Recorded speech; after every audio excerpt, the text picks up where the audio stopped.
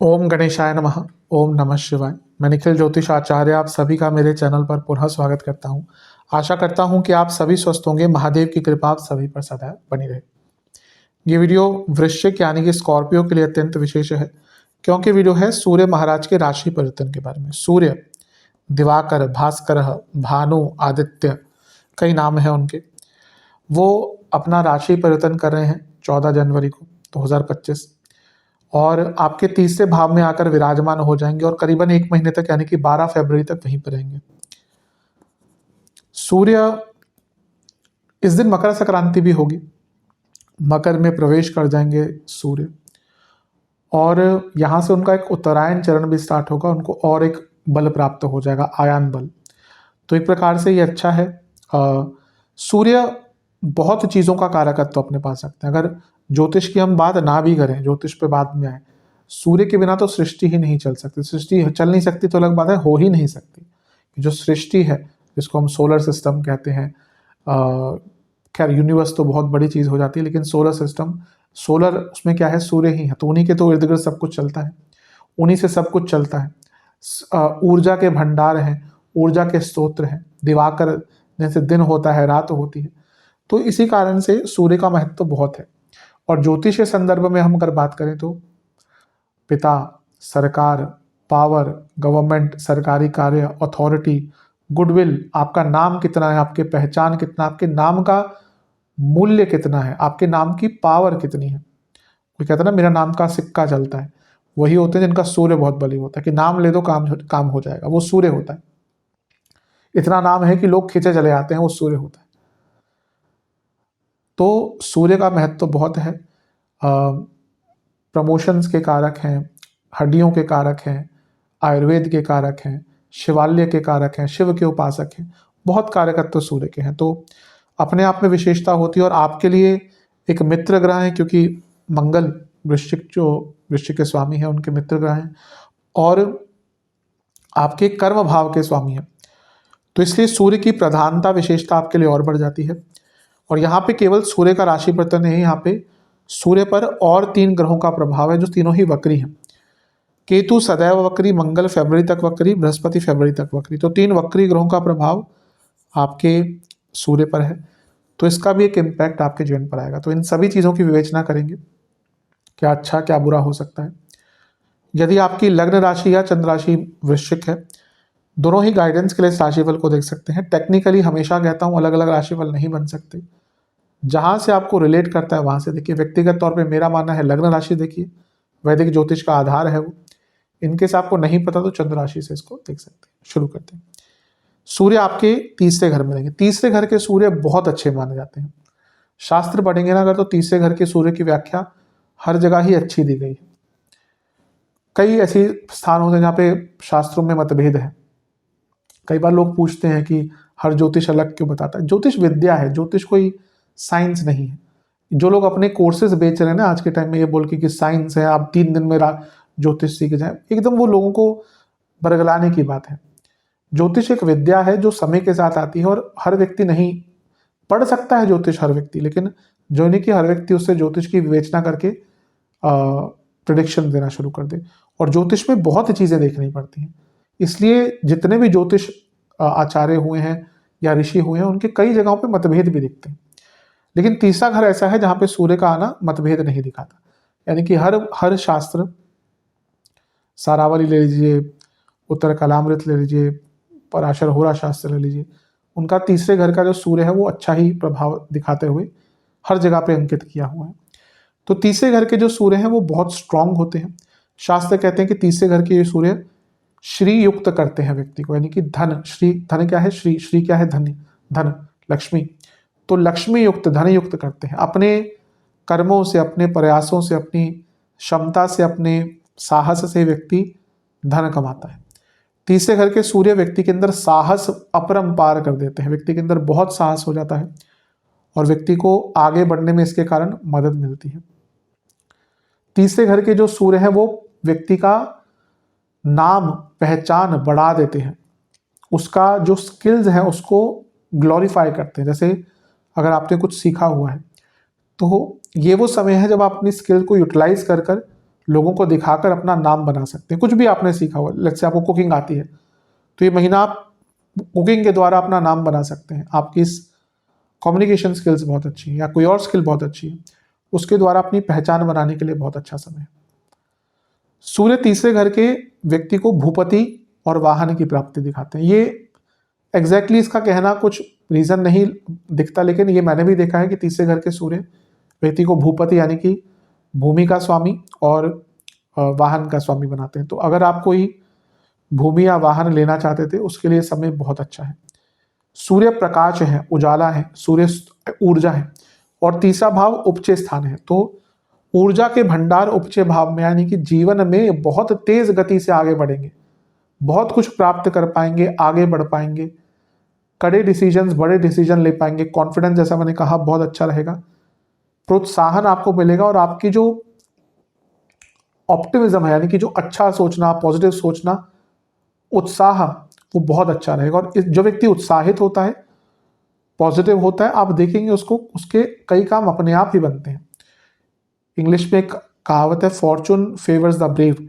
तो वो यही है कि जो कुछ कड़े निर्णय लेता है, उसका भाग्य भी कहीं ना कहीं साथ देता है। और यहाँ पे तो भाग्य साथ देगा ही, क्योंकि यहाँ से जो सूर्य है उनकी पूरी किरणें भाग्य स्थान पर ही है, जहाँ पे सूर्य की मित्र राशि यानी कि कर्क है।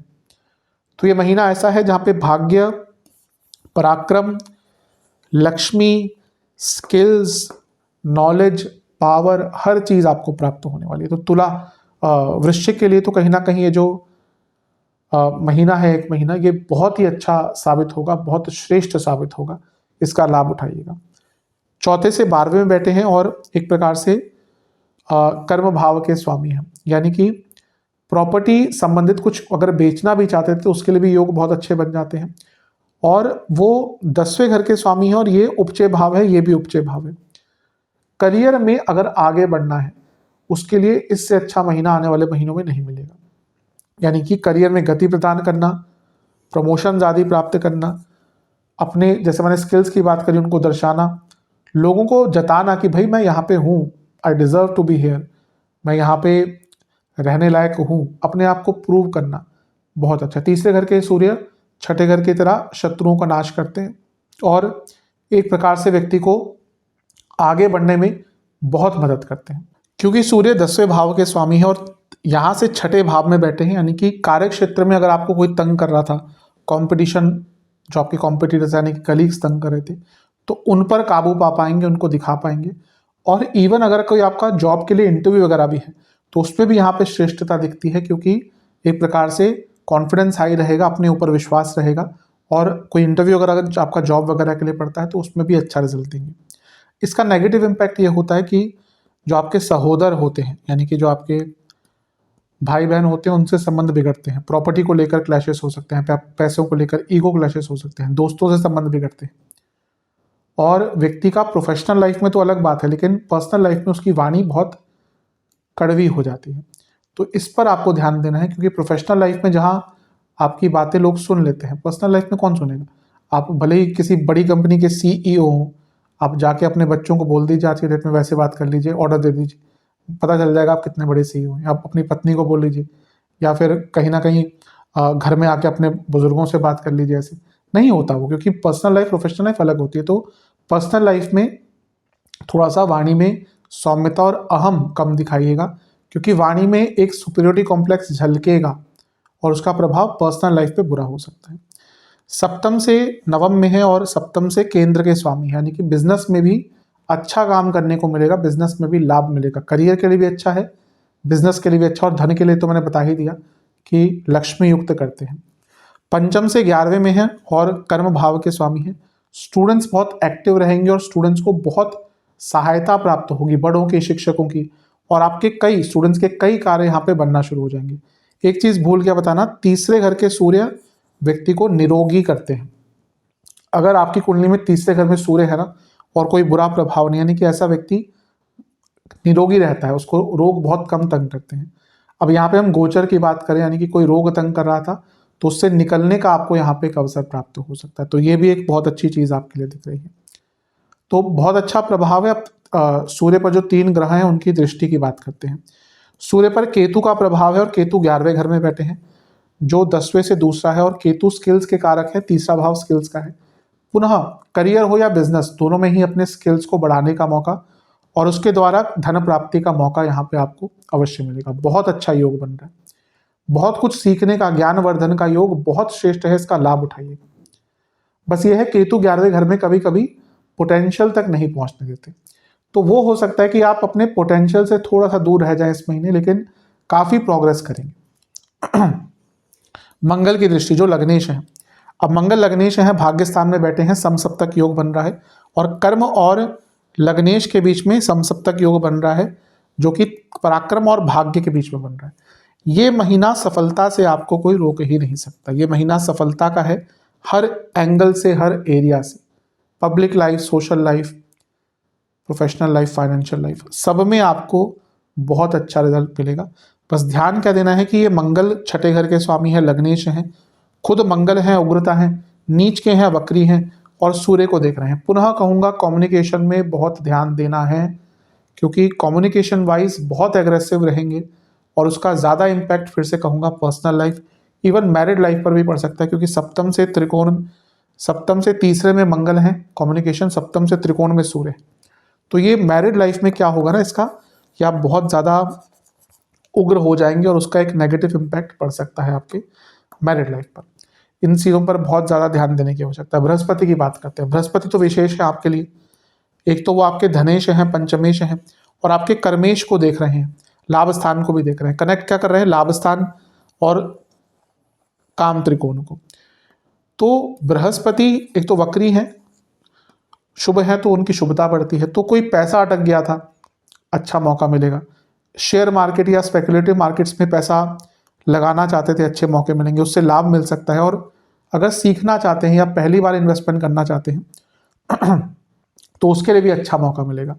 बृहस्पति पंचमेश है, स्टूडेंट्स के लिए इंपॉर्टेंट है और यहाँ पे सूर्य को देखेंगे जो पंचम से 11वें में है। तो पुनः कहूँगा स्टूडेंट्स को कई प्रकार का यहाँ पे लाभ मिलेगा, तो स्टूडेंट्स के लिए भी अति विशेष है।